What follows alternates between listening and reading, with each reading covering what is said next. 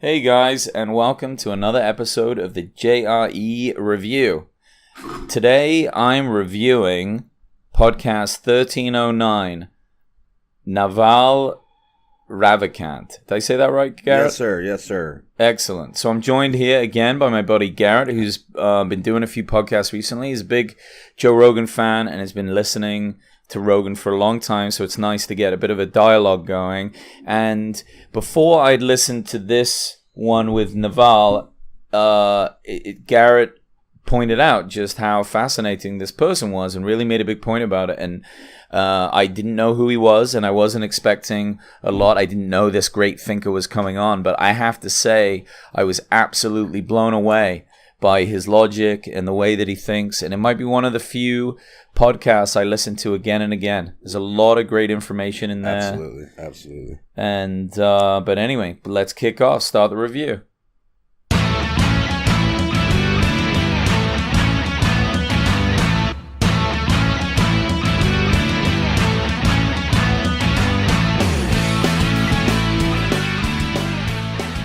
I just want to give a quick shout out to everyone and say thanks for downloading. I really appreciate it and the support. And you guys can email me anytime or contact me on Instagram at the Joeroganexperiencereview. Follow me on there, and you can always message me with feedback and ideas and things that you like or don't like or whatever. Try and have constructive criticism. It's not super useful if you're just like, you suck, dude, but if you make it funny, then I'm always down to listen to that. So anyway, let's get into it. What was your first impression of Naval, Garrett? I mean, enlightened, and super enlightened guy.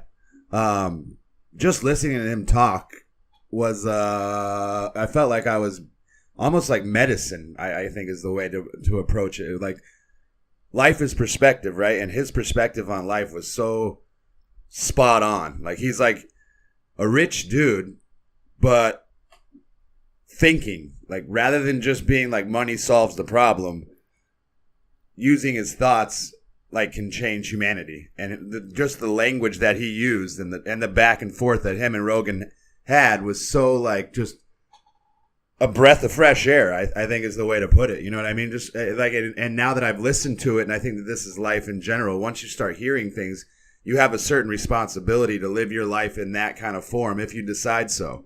So when you hear certain enlightened thoughts, it forces you to start thinking that way and start using those thoughts and using them to influence other people in a positive way.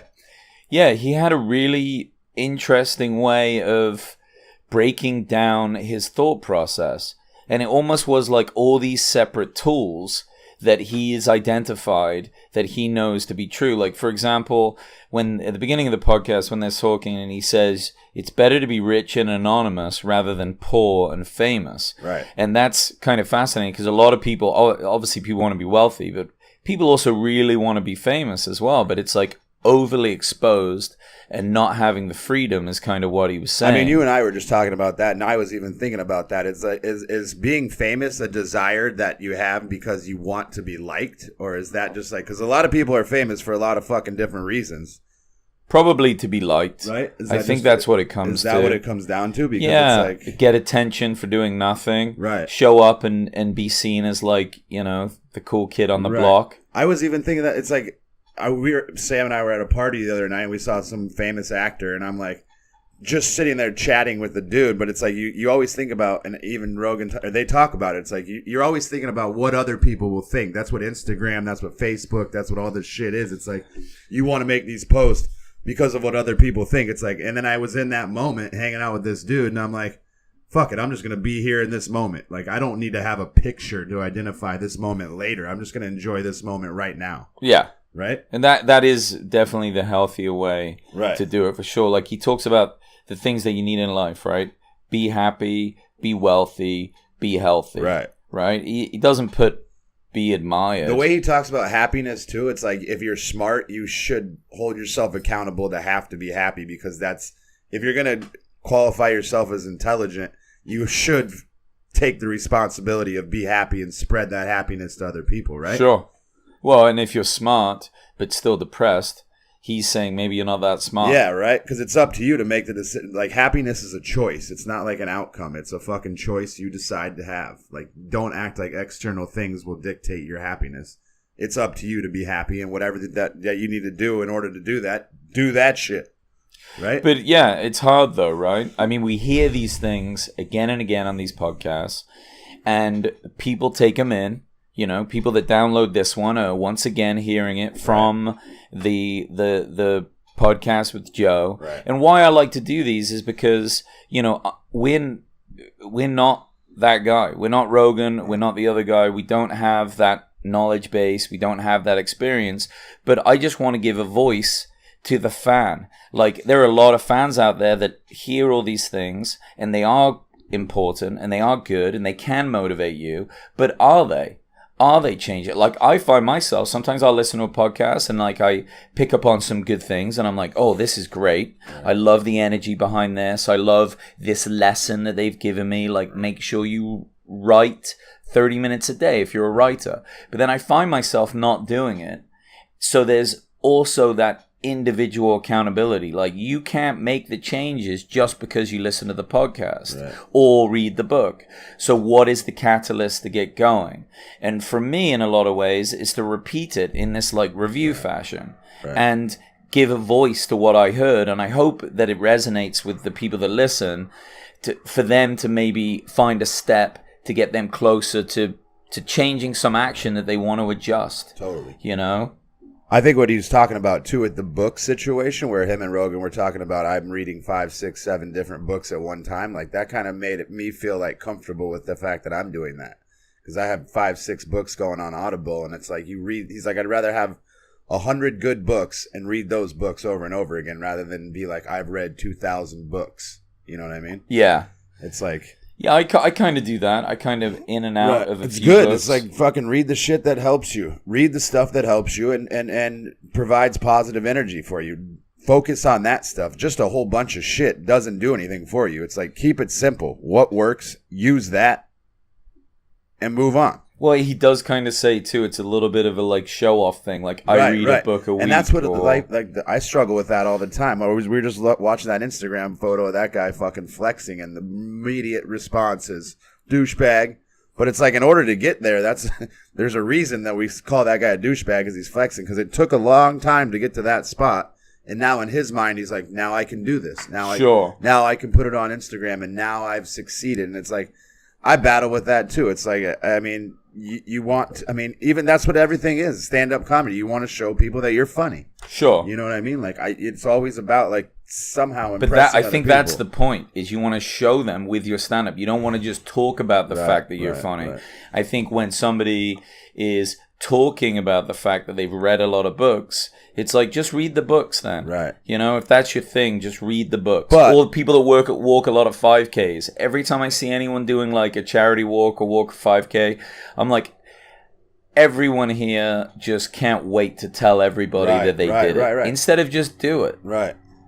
But when people do those things, it inspires me. You know what I mean? If I see somebody walking 5Ks, I'm like, man, I need to get out there and do one. Yeah, there is that inspiration factor for sure. But my point is, I think that there's something about it that puts you off too. Right. A little bit. If you're struggling to get moving, right? Whatever the catalyst is for like what Naval is talking about and getting all these things done, this thing that holds us back, it's like you watch a lot of people doing all this amazing shit, and there are plenty of people out there that just go, oh, fuck. I don't have the energy to even start this. And it's okay. It's better just to know that people are doing things and then get them going. And then, you know, you have the kind of dialogue that he's throwing down, right? So, for example, he talks about socialism not working, right? It doesn't work in different countries. Aspects of it can, like socialized healthcare. In the U.S., you have the fire department and the police that's socialized in that sense.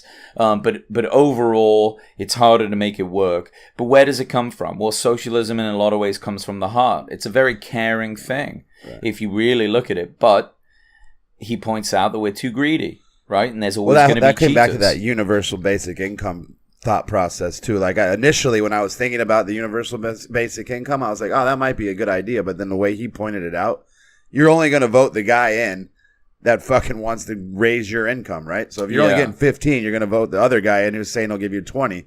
And it's like, don't become comfortable, I think is the idea. It could be one of those things where people, you give them an inch and they take a mile. Right. I don't know. I don't make a lot of money. I'd like a free $1,000. But at the same time, I also try to be very careful about things that are enabling me to be comfortable. Right? I don't want to be comfortable all that often. Like, don't get me wrong. I love comfort. We all kind of strive towards it. But I don't want to be comfortable enough to where I can't do really difficult things. Right. And a bit of discomfort is important for that. I think ultimately, out of the three things you mentioned, like happy, healthy, and what was the other one? Fit. They all kind of coincide with one another, right? If you're being fit, your personality is going to be a little bit happier. Like, show me, that's what we were just talking about out there. It's like, show me a depressed person that busts their ass 2 hours a day at the gym. You don't have fucking time to be depressed. It will not allow that. And life is all perspective. So it's interesting whenever you hear people say depressed. It's like, what'd you do today? What'd you eat? How'd you interact? Yeah. Because those things are going to affect the fucking end game, right? A lot of the time. There are some people that have Clinical stuff, real depression. I mean, like imbalances, Right. as far as I can tell. So it's a little trickier for them. But I don't know that I and might sound naive, meatheadish, but it's like, I don't know anybody that is busting their ass that's depressed. Like, I just don't. Like, I don't. But those really depressed people struggle to get in the gym. Right, for example, take Neil Brennan. Neil Brennan does ketamine therapy. He does ECT, But is he working out electrocompulsive. I think he has started to. I was gonna say, I don't think. But he's not like a gym rat. Like, your mind has so many. Like, in the way he talks about it, your mind has finite amounts of fucking space, right? So if you're taking up that time, and like, I think that's a Buddhist mentality. Once you suffer and you see what suffering is, if you self-inflict suffering, not drugs or alcohol, but physical output, everything else is easier. I think some people just can't do it, though. Like, in the state that they're in. Right. They're too depressed. Right. Like, they would physically get to the gym, have an anxiety attack, and then they would freak out. Well, I guess that's like, it's what possible. You need a guide. Maybe that's why personal trainers are so valuable. Sure. And he has one. Neil Right. Brennan does. Right. Also, some people have real physical issues, and there's not always the road to... that's why I like the Diamond Dallas Phillips yoga. Because he's taking these people with really bad and giving them like a roadmap. Like, if somebody with 2 canes and bad knees shows up to a standard gym, you probably don't have the expertise and the knowledge in the personal trainers to like really help them without giving them an injury. I mean, possibly, but it's tough. I think you've had this like ear thing going on, and it's like, it's interesting how quickly life will put life in perspective for you. Like, yeah. So quick. Like, so folks, just to clear that up, so you don't think I have like one ear or something. I just had a really bad sinus infection for over a month, and my ear was killing me. It was so painful on the side of my face. I went to the dentist to see if it was a tooth issue. Right. Ear, nose, and throat person. Did 2 rounds of antibiotics. And when that shit's going on, that's the only thing you're thinking about. Like, and if you're not feeling good, it doesn't matter anything else. You're like, oh shit.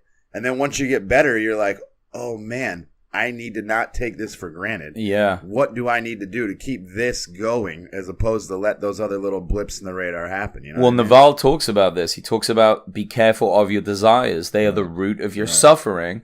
Only have one desire. And that really blew my mind. That resonated with me. Well, because there's like 10 things I want. And he said, you can have a lot of things until you get sick. And then you only want one thing. To be fucking healthy. Yeah, and in a way, it's like way better to just focus on the one thing. And I love that he even dropped the Confucius line, every man has 2 lives. The other starts when you realize you have one. Right. Obviously, Confucius is a bad motherfucker. Right. But that's a beautiful thing. And the fact that it's just, it plays in his forefront of his mind. It just like he keeps these quotes and these values close, but he doesn't just know what they mean, or like he doesn't just know how to say them. He really knows how to apply them, and it's important to. And he holds himself accountable. You know what I mean? Yeah, that's important. Ultimately, I think that accountability sets everyone free. Like, if you have things that you have to do that you've self-imposed, everything else becomes easier. True. Everything else becomes easier. Now we're getting a bit preachy on this one. Like, we have it all figured out. No, we're just repeating it. But right. like, where do you let yourself down? Where's an example that you miss out? Or he knowing even this comments. sort of he thing? comments on it himself. He says the main problem with man and where everything stems from is man can't sit still, quiet for 30 minutes. And it's like, I have that fucking issue 100%. Do you try to meditate ever? I mean, like I said, in the sauna and whatnot, I do my breasts, but it's like I just need to sit. You do quiet. your breasts? I do my breasts. No. I do it. That's the time where I'm sitting there and quiet, and I go. You do your breath. And I think I go in, out. And okay. And even when I'm trying to sleep sometimes late at night, like if my mind will be fucking racing. And I'm like, just think about in and out. In and out. Keep life fucking simple. Right. Everything else is easy when you're simple. And the idea when he was talking about like, my coffee's not cold enough, I don't find the parking spot. It's like, I literally go to the grocery store now and I see people driving up and down looking for spots. I go out of my way to park as far away from the fucking place as I can. Because I have legs. I'm lucky enough to do that. Sure. Like, I get that option. You know what I mean? Who gives a fuck anyway? It's Right. not far. Everything takes 5 minutes. It's everything. Like take the struggle Even away. the shit at work, too. It's like, yo, everything is 5 minutes. And everything is whatever you make it. Look at it as a challenge. Look at life as a challenge, and you overcame that challenge. Just reading a book and putting the book down, be like, man, I just did that. Or just sitting quiet or writing or anything. It's like, all right. So once again, what challenge are you struggling with right now? I mean, the creative part. It's like, I want to do music. I want to do comedy. It's like all these things. What are your desires? It's like, well, why don't you just sit down and do it? Yeah. Could that be a reflection of too many desires? Probably That's a so. lot of different Probably things. so. You saw Are you doing any of them? Right. Exactly. I mean, the only thing that I do is the gym. And right. But that is my medicine. Like, well, we're on a podcast, man. Right. Thousands of people are going to listen to this. Right. So make a commitment to yourself now. Absolutely. And then when we check in again and we do another podcast in a month or so, because that's what we're talking about here, figuring out how to apply this, let's make something happen. So what are you going to do? I need to identify exactly what I mean, I just want to write a song, first and foremost. Like, that's like been in the back of my head forever. It's like, I have the words, I have the notes, I have the lyrics. It's like, sit down and write it. Really? In a sober mind, I think is the idea. Because when I get drunk, I'm like, oh, this is when I'm going to be creative. And it's like, nah, man. When you have a clear mind is when you should be creative, right? Okay. So a month from now, it is now the 10th of June. I'll have a song. July 10th, have a song. Deal. Have a song worked on, and you don't have to sing it on the podcast. Don't worry. I won't put my listeners through that. Deal. But yeah, like just one of those things to apply in that sense. Yeah. Right? I think that's and for me, I'm gonna finish. I'm doing writing like a pilot, and it's the first one I've ever written. And I'm kind of stuck on a point that I'm almost using as procrastination. Right. And I'm gonna try and apply some of Naval's techniques to be more positive with it. You know, not think about the haters, not overthink it, but get myself into a groove and get it completely finished to like as best as I can do with the skill set that I have, which for writing pilots is very, very limited. I think we all think about perfection too. Like, we always like, we want everything to be perfect. It's like, don't always, I mean, strive for perfection, but just eat some shit for a while. Yeah, like, shit ain't gonna be perfect. Like, I think that's the biggest problem is I'm like, is the song going to be good enough? Is it going to be good enough? Is it going to be good enough? It's like, just do it. Yeah. And people appreciate the action of doing something. It's going to be your first one, so it's not going to be good. And if you continue to get better, it technically is actually going to be your worst. Right. And that's a good thing. Right, absolutely. That's absolutely fine. Totally. So anyway, yeah, let me just have a quick, anything else you want to finish on from what he was saying? I did want to say that he talks about one thing being that happy thoughts drop quickly out of your mind. Right. Negative thoughts linger. So what's your thoughts? And I think we often get negative thoughts. Why is that, I wonder? Well, because it's all about survival. I was gonna say, so if you're happy about a thought, right, you don't need to dwell on it because it's not going to affect whether you survive. Right. You're just going to be a happier surviving thing. Negative thoughts, the idea is, I assume, they stick with your mind so you can reanalyze and make sure you can survive through that process better. So they kind of have to stick around. They just don't feel good. But survival doesn't need to be feeling shit all the time. I also don't think it should be feeling happy all the time. It should just be a calm. if you're lucky, which I am nowhere near. But I do like that idea. I don't like it when those negative thoughts linger. Like you said, when you wake up in the night, your brain is running. Right. It's not from happy thoughts. Well, enlightenment is peace. That's what they talk about, is being able to be peaceful. Yeah. Right? Yeah. A bit of peace is nice. I don't want it. I like a bit of chaos, but let's get some peace. That'd be nice. Right? But anyway, Garrett, thanks for being here and being a part of this conversation. Guys, thank you so much for sticking out and downloading and listening and sticking with us. Remember, again, follow me on Instagram at Joeroganexperiencereview, and that's really the easiest way to message me with any comments and all the rest of it. And that's it. Yeah, definitely check out this podcast. There's a lot in there. If you can, listen to it a couple of times. I know Joe has a ton of podcasts coming out, but I really think this is one of the best conversations he's ever had. Be great today, guys. Cheers.